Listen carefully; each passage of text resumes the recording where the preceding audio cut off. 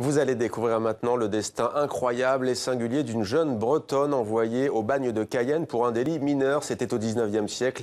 Des centaines d'autres femmes ont vécu cet enfer. Jean-François Tiffiou leur rend hommage dans un roman qui n'est pas sans rappeler Émile Zola. Bonsoir Jean-François Tiffiou, merci d'être avec nous. Vous êtes donc l'auteur de ce livre de Quimper à Cayenne, le singulier destin d'une Bretonne. C'est votre premier roman, je l'ai dit. Vous êtes le secrétaire général adjoint de l'UCMF, l'Union des compositeurs de musique de film. La préface est signée de Pascal Louvrier. Alors on est au milieu du 19e siècle à Quimper en Bretagne, c'est dans l'ouest de la France. Marie-Corentine savoure sa petite enfance, elle est parmi les siens. Comment vit-on à cette époque en Bretagne, notamment à travers l'histoire de cette petite? Qu'est-ce qui se passe autour d'elle?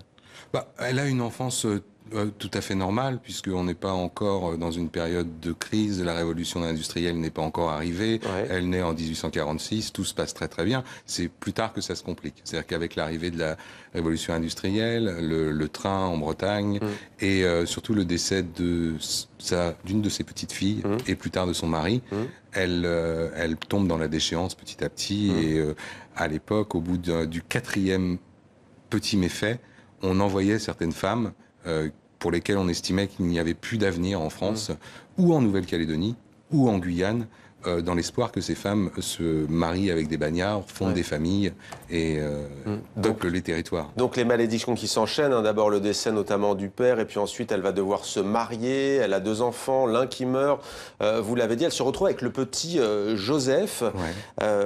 Tous ces coups du sort vont bien entendu la mettre à mal, et là elle va devoir chercher à manger, et donc elle va connaître justement ce que vous avez appelé un délit mineur, au fond, elle va voler pour manger. Hein. Tout à fait, comme dans Les Misérables d'Émile Zola, de Victor Hugo, pardon, c'est exactement ça. C'est une déchéance petit à petit qui se met en place, et au bout du quatrième petit méfait, on les envoie. Et c'est surtout qu'elle répond, alors il y a un vrai travail de documentation, on va en parler, mais il y a aussi de la fiction. Elle aurait répondu au juge, justement, elle a rétorqué au juge qu'elle en avait que faire de ses fables. Verdict, relégation en Guyane française. Qu'est-ce qui l'attend sur place? Que va-t-elle vivre? C'est l'enfer, c'est la succursale de l'enfer. Il faut savoir qu'à l'époque, quand on envoyait les hommes ou les femmes relégués, bagnards ou transportés en Guyane, rien n'était préparé pour les accueillir. Les bagnards, les transportés, les relégués ont construit le bagne. C'était plus ou moins régenté par l'État, mais pas... C'était régenté par l'État, mais c'était un endroit où on avait envie de les oublier, quoi. Elle n'était pas la seule, c'est pas une affaire isolée. Non, pas du tout. On a envoyé un peu plus de 1000 femmes entre la Nouvelle-Calédonie et la Guyane. La Nouvelle-Calédonie, c'était plus des prisonniers politiques, comme Louise Michel, et on va dire qu'en Guyane, c'était plus des gens de basse classe. Et pour signer ce premier roman, vous vous inspirez d'une histoire familiale, puisque cette petite Marie-Corentine, c'est en fait votre arrière-grand-mère. Tout à fait. Le petit Joseph, c'était votre arrière-grand-père. Comment est-ce que vous avez exhumé cette affaire? À la naissance de mon fils, moi je suis musicien à la base, donc je travaillais chez moi, j'écrivais chez moi, je m'occupais pas mal du petit, et je suis tombé sur un acte de mariage où il était indiqué que Marie-Corentine autorisait son fils à se marier, qu'elle exerçait la profession de blanchisseuse à Saint-Laurent-du-Maroni. Et j'avais jamais entendu parler d'aucun de mes ancêtres vivant en Guyane. Et là, ça a fait tilt. Donc j'ai commencé à faire des recherches aux archives de Quimper, aux archives du Finistère, aux archives du Bagne. On m'a aussi aidé. J'ai eu des gens bienveillants qui m'ont filé un coup de main là-dessus. Et petit à petit, j'ai ressorti tout un tas de documents officiels. Alors ça va être des coupures de presse, des actes de décès, des actes de mariage, etc., etc. Ça m'a pris 2 ans.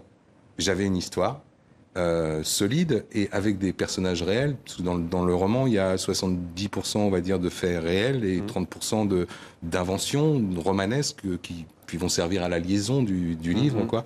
Et puis au bout de 2 ans et demi est née cette histoire qui m'emmène un peu à droite à gauche en Guyane, au Festival international du livre, au Salon du livre de Paris. Sur TV5 Monde. Sur TV5 Alors Monde. ça résonne avec l'actualité. Je parlais notamment de Pascal Louvrier, qu'on a beaucoup entendu parler récemment dans l'affaire Johnny Hallyday, invité dans de nombreux médias où il a pris position dans l'affaire qui déchire la famille de Johnny Hallyday. Mais tout de même, dans sa préface, il parle des sans-dents, il invite les partis politiques à reprendre les choses pour venir en aide aux plus démunis. On parlait tout à l'heure de Martin Luther King. Vous aussi, vous prononcez l'expression des sans-dents dans ce roman. Ouais, il y a des similitudes. On est dans une révolution aujourd'hui qui est technologique, internetisée, on va dire, une révolution numérique. Et à l'époque, c'était une révolution industrielle. Donc, il y a forcément, comme dans toute révolution, des parallèles et des laissés pour compte. C'est l'époque qui veut ça, quoi. Ouais. Merci beaucoup Jean-François Tiffiou d'avoir répondu à nos questions. De Quimper à Cayenne, le singulier destin d'une Bretonne, c'est aux éditions Feedback.